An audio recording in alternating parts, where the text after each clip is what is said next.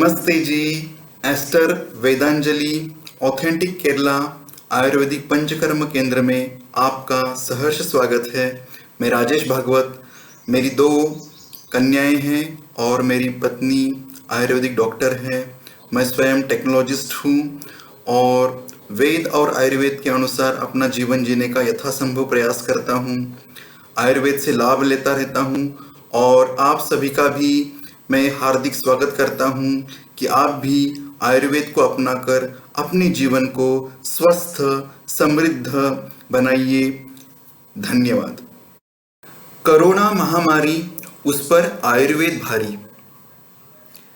ये जो महामारियां हैं आयुर्वेद के लिए नई नहीं है। सृष्टि के आरंभ से लेकर अंत पर्यंत ये महामारियां थी, अभी भी चल रही है और आगे भी आएंगी। भूतकाल में हमारे वैज्ञानिक ऋषि मुनि इन पर कैसे मात करते थे, इसका वर्णन है चरक संहिता के जनपदोपध्वंसनीय विमानीय अध्याय में। आज हमारे बीच हैं डॉक्टर जीवन माजगांवकर, जिन्होंने शासकीय मेडिकल कॉलेज मुंबई से पंचकर्म आयुर्वेद में उपाधि प्राप्त की है और एस्टर वेदांजलि ऑथेंटिक केरला पंचकर्म केंद्र बालेवाड़ी पुणे में वे अभी कार्यरत है। नमस्ते, मेरा नाम डॉक्टर जीवन माजगांवकर है। मैं पुणे में प्रैक्टिस करता हूँ। हम यहाँ पे आज कोरोना वायरस की जानकारी और उसमें आयुर्वेद की संकल्पना क्या है, इसके बारे में जान रहे हैं। कोरोना वायरस जो 2019 में जिसका शोध वुहान प्रांत में, चीन के वुहान प्रांत में हो चुका है, दरअसल वो 1937 में पहले ही इसकी जांच हो चुकी थी, इसकी डिस्कवरी हो चुकी थी। लेकिन 2019 में कुछ जनुकीय बदलाव के कारण ये आज मानव के हर प्रजाति में, चाहे वो चीन का हो, चाहे वो भारत का हो, चाहे वो अन्य किसी देश का हो, इस मानव प्रजाति में भी इसका संसर्ग दिख रहा है। दरअसल कोरोना वायरस, जिसको अभी हम कोविड-19 भी बोलते हैं, ये एक नोवेल कोरोना वायरस है, क्योंकि पहले जो कोरोना था वो दरअसल सिर्फ किसी अन्य प्रजाति में ही पाया जाता था और इस नोवेल कोरोना ने अपने आप कुछ जनुकीय बदलाव किए हैं और वो 2019 में हमें समझ में आया है।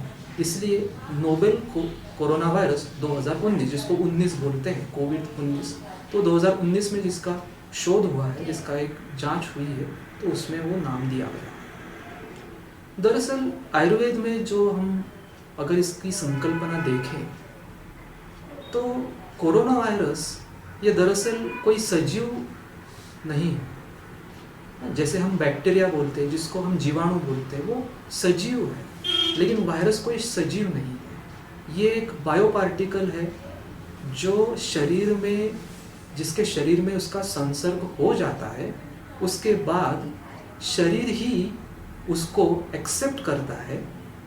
क्योंकि शरीर के दृष्टि से देखा जाए तो ये एक फॉरेन मटेरियल है, ये बाहर से आई हुई एक चीज़ है जो शरीर में आने के बाद शरीर उसके बदलाव स्वरूप, उसकी एक प्रतिक्रिया स्वरूप एक शारीरिक क्रिया, जिसको फिजियोलॉजी बोलते हैं, वो दिखाता है, जिसमें ज़्यादा छींके आना, ज़्यादा खांसी आना या सांस लेने में तकलीफ होना, सर दर्द करना या बुखार चढ़ जाना, ये शरीर की ही एक प्रतिक्रिया स्वरूप है।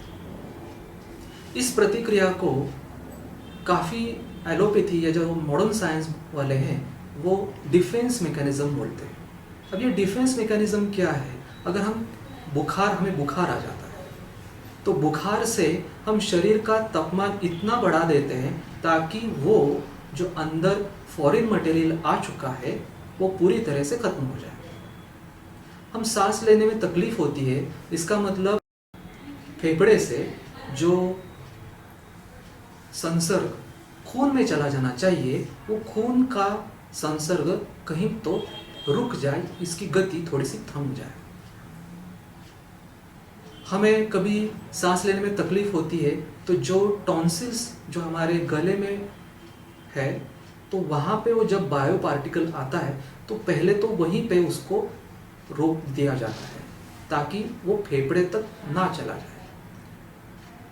अब इससे होता ये है कि हमारे शरीर की जो क्रिया है वो बहुत ज़्यादा बढ़ जाती है। जैसे अगर वो टॉन्सिल में फंस जाए, वो विषाणु अगर टॉन्सिल्स में फंस जाए तो वहाँ पे ज़्यादा से ज़्यादा म्यूकस सिक्रेशन हो जाएगा।